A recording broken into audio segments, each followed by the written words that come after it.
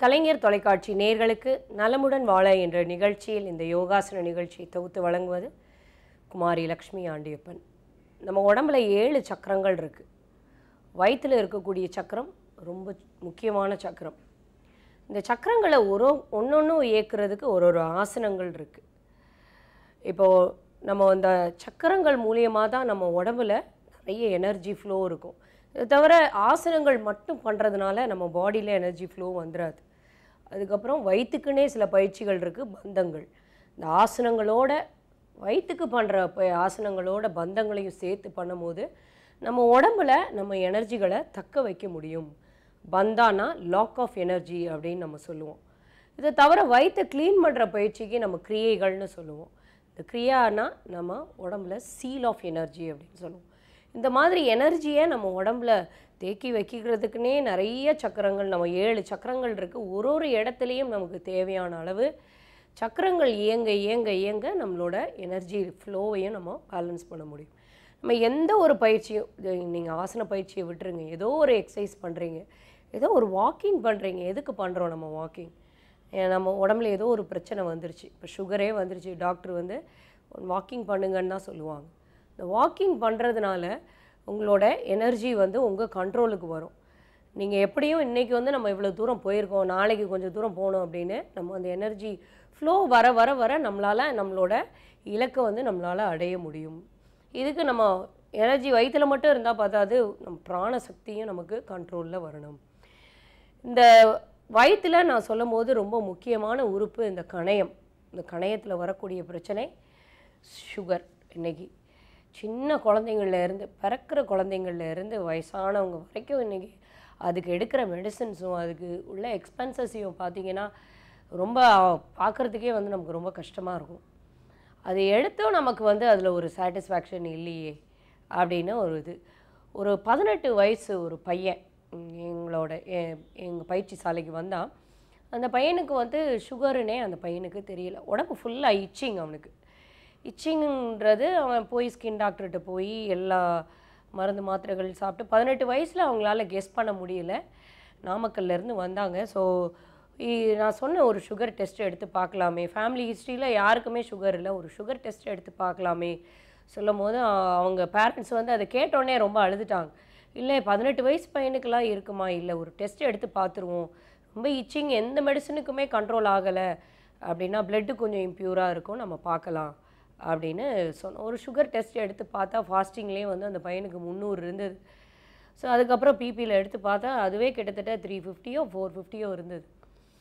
So அதை எடுத்து சொன்னேன், நீங்கள் முதலையே ஆசன பயிற்சிகள் பண்ண ஆரம்பிச்சிங்கன்னா அந்த பேங்க்ரியாஸை நம்ம கண்ட்ரோலுக்கு கொண்டு வர்றது கொஞ்சம் ஈஸி. ஒரு வாரம் பயிற்சி நான் சொல்லித்தரேன், ஊரில் போய் பண்ணுங்க அப்படின்னு. சரின்னா அவங்க ஒரு வாரம் இருந்து பயிற்சிகளை கற்றுக்கிட்டு ஊரில் பண்ணாங்க. இப்போ மெடிசின்ஸ் எல்லாம் அவாய்ட் இல்லாமல் ஃபுட்டு ப்ளஸ் யோகாலேயே அவர் வந்து இப்போ கண்ட்ரோல்டாக இருக்கார்.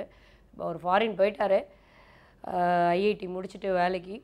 ஸோ அந்த மெடிசின்ஸுன்றது நம்ம எப்போ எடுக்கணுங்கிறது நமக்கே ஒரு தெரியணும். ஸோ எந்த ஒரு பயிற்சியுமே வந்து நம்ம முதல்லையே, எந்த ஒரு நோயுமே முதல்லையே இந்த மாதிரி பயிற்சிகள் பண்ணி நம்ம கண்ட்ரோல் பண்ணிட்டோம் அப்படின்னா பின்னாடி அந்த மெடிசின்ஸோட சைடு எஃபெக்ட்ஸ் இல்லாமல் நம்ம பார்த்துக்கலாம். ஸோ இன்றைக்கி நம்ம தனுராசனம் பண்ண போகிறோம். கணையத்தை இயங்க வைக்கக்கூடிய ரொம்ப முக்கியமான பயிற்சி. சுகர் இருக்கிறவங்க எல்லாம் இதை பண்ணிட்டா சரியாயிரும் அப்படிங்கிறது கிடையாது. இது வந்து அதை இயக்க வைக்கக்கூடிய ஒரு பயிற்சி.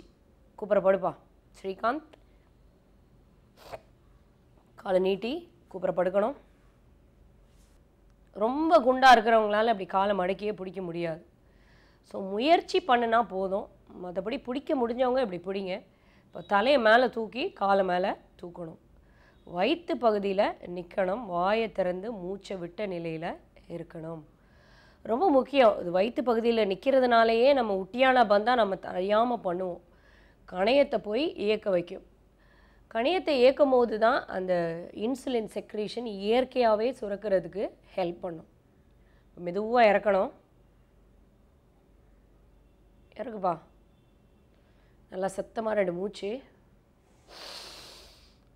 இப்போ சுகர் வந்து நீங்கள் எந்த லெவலில் இருந்தாலும் சரி, நான் மெடிசன் எடுத்துகிட்ருக்கேன், ஊசி எடுத்துகிட்ருக்கேன், இல்லை சுகரோட சைடு எஃபெக்ட்ஸு, எனக்கு நியூரோபதி இருக்குது, எந்த லெவலில் இருந்தாலும் சரி, இந்த ஆசன பயிற்சிகளுக்கு கொஞ்சம் கொஞ்சமாக உங்கள் உடம்பை வந்து அடாப்ட் பண்ணுங்கள். இப்போ இன்னொரு தடவை நல்லா முதுக மேலே தூக்கணும்.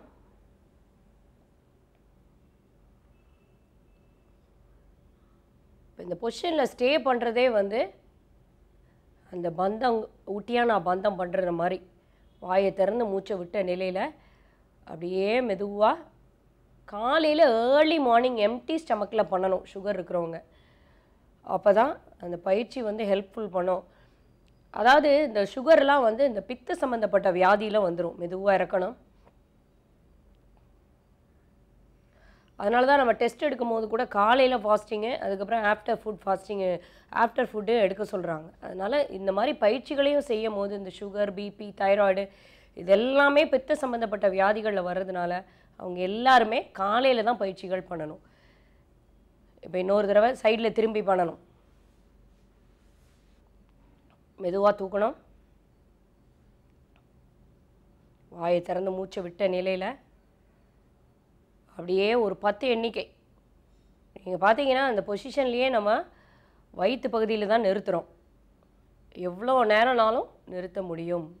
எம்டி ஸ்டமக்கில் பண்ணும்போது அந்த பேங்க்ரியாஸ் கொஞ்சம் நம்ம கண்ட்ரோலுக்கு ஈஸியாக வந்துடும். இதை விட்டுட்டு சாயங்காலம் பண்ணுறது, மத்தியானம் பண்ணுறது இதெல்லாம் எந்த வகையிலையும் ஹெல்ப்ஃபுல்லாக இருக்காது. மெதுவாக இறக்கணும். 2 மூச்சு.